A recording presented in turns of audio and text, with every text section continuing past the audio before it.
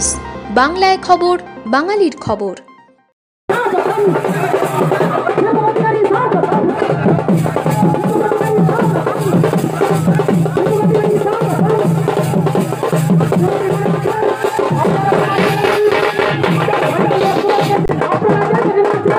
সবাই মঞ্চের সামনে চলে আসুন।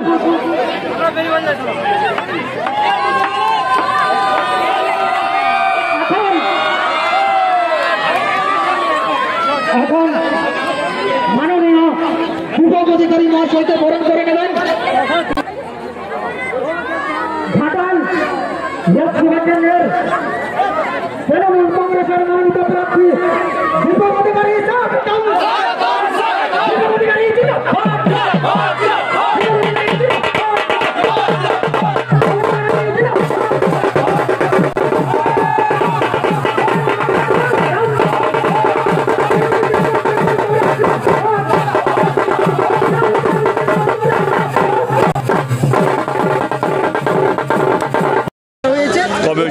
গতকাল রাতে হয়েছে, আজকে তারা থানা ঘেরাও করছে।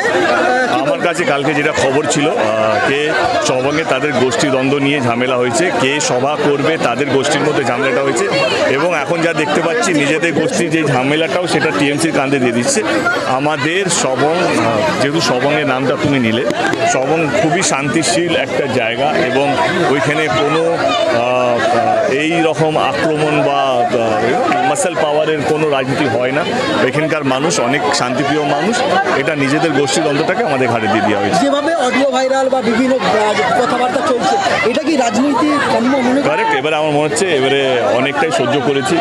আজকে আমরা একটা এফআইআর লঞ্চ করছি অডিও ভাইরালের জন্য, এবং যারা যারা এর সঙ্গে যুক্ত আছেন তাদেরকে আমার মনে হয় চিহ্নিত করা উচিত। কারণ সন্ধ্যাবেলা কালকে বাড়ি ফেরার পর হিরণদা বলছিলেন যে তাহলে দেব ভয় পাচ্ছে কেন? আমি বলছি পুলিশ কেন, ইডি, সিবিআই, এফবিআই, যে যে এজেন্সি আছে পৃথিবী জুড়ে তাদেরকে লাগিয়ে দিন, এবং যারা যারা এই যে ভোট জেতা রাজনীতি যিনি করছেন, হিরণবাবু থেকে আরম্ভ করে তার যে সঙ্গে পঙ্গে যারা আছে তাদেরকে আমার মনে হয় এবারে তদন্ত করে তাদেরকে চিহ্নিত করা হবে। এই যে ভুল প্রচার করা হচ্ছে, এবং আমি কি বলবো, মানুষ জেতার জন্য এতটা নিচে নেমে যাচ্ছে, এটা শুধু রাজনীতি না, দেশ পিছিয়ে যাচ্ছে।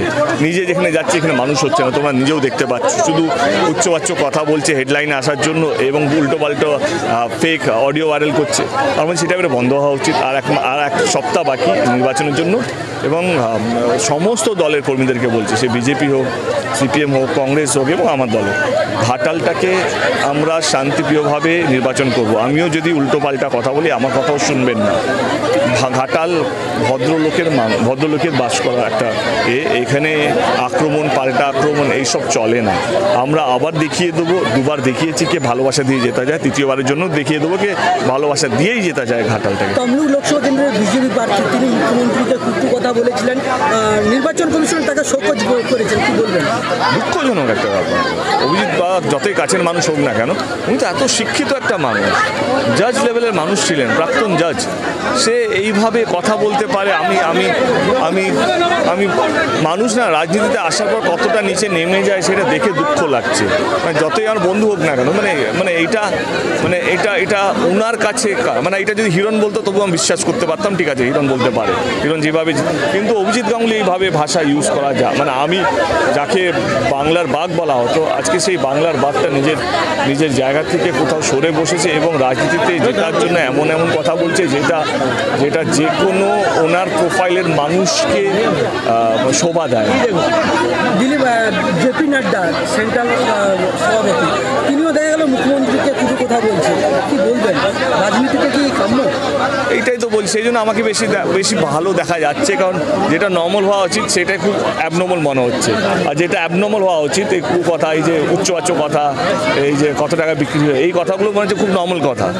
আমি এই সবের বিরুদ্ধে, আমি যেই জন্য এখন তো তুমি শুনলে আমি কাউকে কটাক্ষ করলাম, একটা শব্দ ব্যবহার করলাম হিরণকে নিয়ে বা একে তাকে নিয়ে, আমি আমার দলের কথা বললাম, বলে নিজের কথা বললাম, তাতেই আমার খুশি, তাতেই আমার দর্শক ভোটাররা হ্যাপি। আমার মনে হয় না এইটাকে বন্ধ করা উচিত। এর সবচেয়ে বড় দায়িত্ব আমি দেবো যারা ভোটার এদিকে চিহ্নিত করুন। আমিও যদি ভুল কথা বলি আমাকে ভোট দেবেন না। আমিও যেদিন একটা সময় ভগবান না করে আসুক যেখানে আমাকে উচ্চবাচ্য কথা বলতে হবে, কাউকে চোর বলতে হবে, কারো ভিডিও ভাইরাল করতে হবে, কারো অডিও ভাইরাল করতে হবে, সেদিন আমাকেও ভোট দেবেন না। কারণ এইটা না, এই পরিবেশটা ভারতবর্ষে গিলে খেয়ে নেবে একদিন।